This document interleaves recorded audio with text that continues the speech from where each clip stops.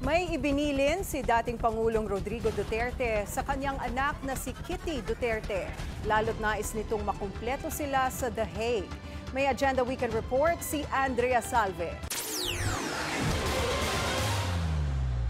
In high spirits pa rin si former President Rodrigo Duterte sa ICC Detention Facility sa The Hague. Lalo ngayong matutupad na ang special request nito na makumpleto ang kanyang mga anak ayon sa kanyang bunso na si Veronica Kitty Duterte. Kasama sina Vice President Sara Duterte at Davao City Congressman Paulo Pulong Duterte, dinalaw nila si FPRRD sa The Hague ngayong Sabado, oras sa Pilipinas. Wala pang tiyak na petsa pero susunod doon si Davao City Acting Mayor Sebastian Baste Duterte. I would say, of course, na he isn't in the best condition because malungkot doon sa loob, siya lang mag-isa. He was very happy to see us today. Muli rin nagbilin si FPRRD sa mga anak tungkol sa kahalagahan ng pamilya.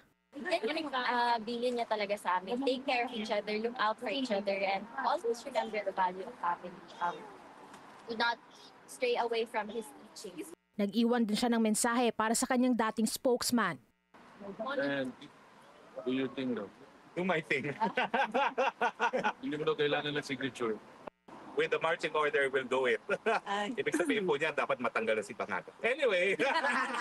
Ayon pa kay Kitty, tuloy-tuloy din ang pagbibigay ni VP Sara ng update sa kanilang ama, partikular na sa issue ng flood control projects.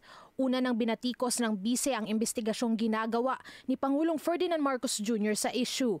Gate niya, ito ay para lang masabing may ginagawa ang administrasyon ni PBBM sa problema, pero pinaghahandaan lang daw nito ang gagamiting excuse sa susunod na bumaha sa bansa.